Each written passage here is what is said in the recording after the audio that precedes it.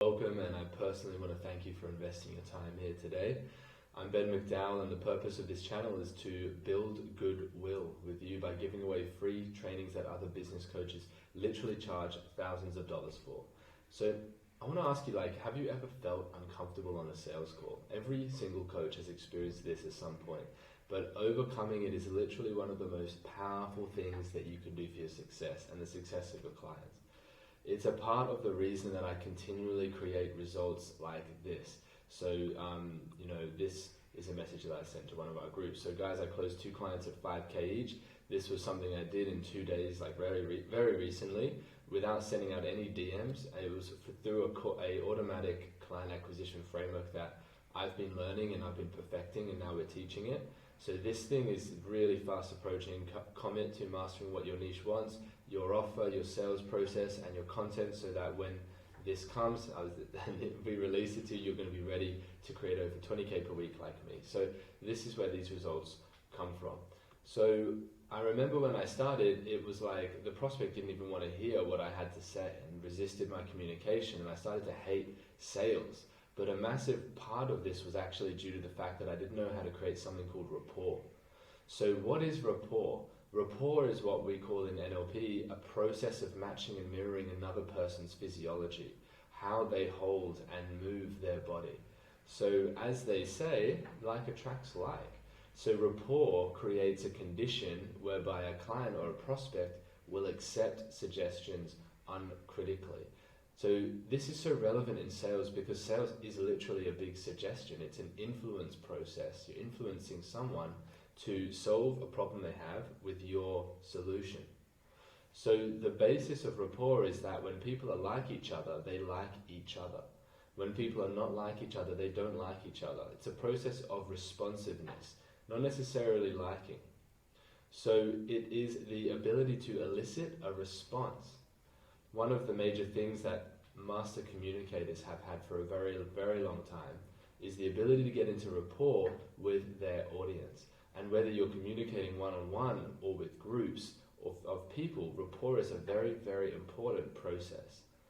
So in hypnosis, which is something that we teach, rapport means that state where the subject in hypnosis accepts suggestions uncritically, which are given to them by the hypnotherapist. So you think about this in relation to sales, people need to be in rapport in order for us to accept, in order for them to accept over the space of that 45 minutes, enough suggestions for them to feel like, yes, I want to actually go forward with this service. So establishing that state where your communication is uncritically accepted by the people to whom you're communicating with is so powerful. This is almost a magical state where the prospect actually listens to you very, very carefully at the unconscious level. And what rapport does is it allows for that communication to go right into the unconscious mind of the prospect. So consciously establishing rapport with someone at the unconscious level is key for rapport to occur. So rapport is a process of responsiveness. It's a process where we get into communication with someone and we find a common thing. This is how we do it. So usually when people get together, they go, oh, where did you go to school? And they find somewhere where, they went to school together, or they went to university together. Oh, I went to this university, or I went to that university. Oh, where did you grow up? Oh, here. Did you have your teeth straightened? Have you colored your hair? How tall are you? What kind of problems have you had? And usually what we do is we find a common ground consciously when attempting to establish rapport with each other. So if you want to take it even deeper, rapport means it's more about establishing an unconscious common ground. It's, for example, when you match someone, you mirror someone with their physiology, with their body language. What happens is you're actually doing it outside of the client's awareness, and you're establishing a common ground where the unconscious mind can begin to look across and say, that person is me. They're just like me. And so we're always looking for people that are us. When we find people that are us, we want to be around them. So you can think of the impact this can have in your sales interactions. So we're going to either match the client, or we're going to mirror the client or the prospect to establish this rapport with our body language.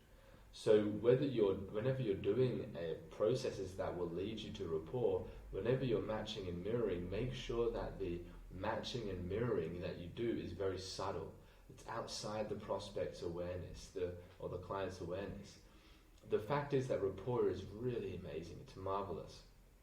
It's great to use when you need to create that unconscious trust with people. It's something which I'm so pleased that I know, and if you use it on a regular basis, you certainly will find that your communication will improve and you'll be able to communicate with virtually anyone. So thanks for taking the time to watch this video. If you want to learn more about how to create rapport in your sales calls and a 15-minute presentation showing you how you can do that and create a six-figure, so that you can use that rapport building skills to create a six-figure per year coaching business, go ahead and book in through the link in the description below. Have a beautiful day.